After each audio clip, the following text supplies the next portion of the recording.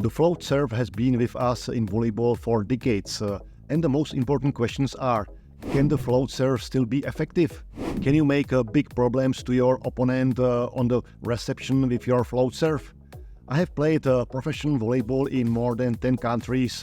Somewhere the floating serve was widely used, in some countries it was very little used. And in this video I want to give you ultimate advice, show you more than just the standard technique of float and jump float serve.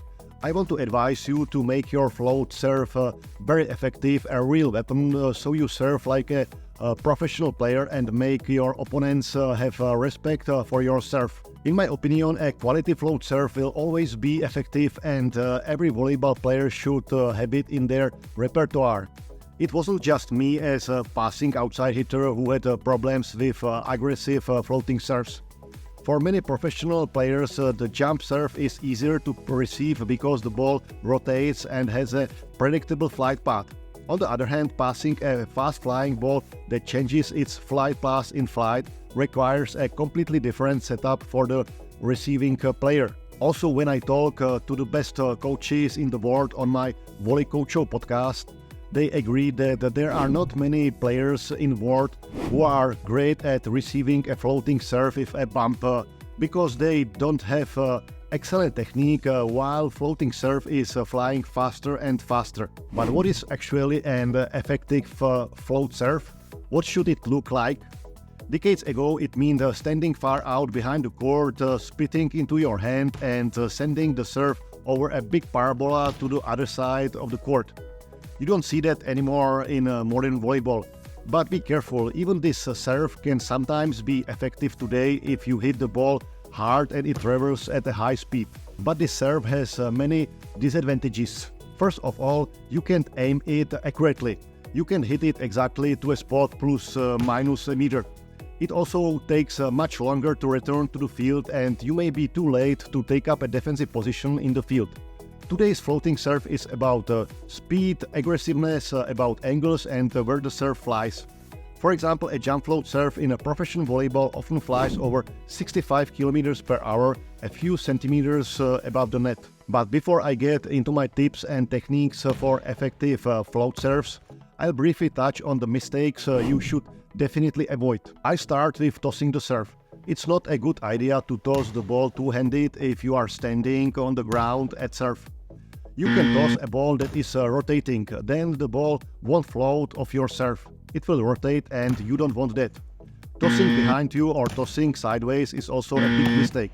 If you make these mistakes when tossing, you almost certainly won't give a quality floating serve. A lot of volleyball players, not just beginners, also make mistakes when hitting the ball.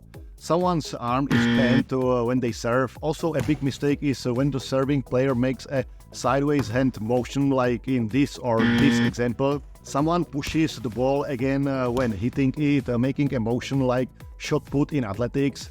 A loose wrist when serving is also a mistake. A relaxed wrist always means rotation of the ball, which is what we want for controlling our attacks, but not with a floating serve. Also, I must not forget to pull in the abdomen and lowering the head. Someone does this if they are trying to hit hard to make their serve go faster. And I don't have to mention stepping over the end line, which is a really fatal mistake that immediately costs you a point. You can make a lot of mistakes just even with the basic technique of a floating serve. In standard technique, your left foot is in front when you serve. The risk with this technique is that you will be making serves flying high over the net that will have little energy, will fly slowly, will drop like falling leaves in your opponent's half, and even a grandmother in a wheelchair will pass it to the net without problem. And you don't want that. In this video, I don't want to describe the classical float serve, the standard technique you'll find in the books. Rather, I want to give you advice on how to serve floating serve that will be effective against a lot of opponents. On the other hand, I'm not claiming that this is the best floating serve technique in the world. So what's my advice? My suggestion of ultimate float serve technique is suitable for both experienced and novice volleyball players. It will always mean that your serve should float and fly quickly to the other side, not flying more than a meter above the level of the net.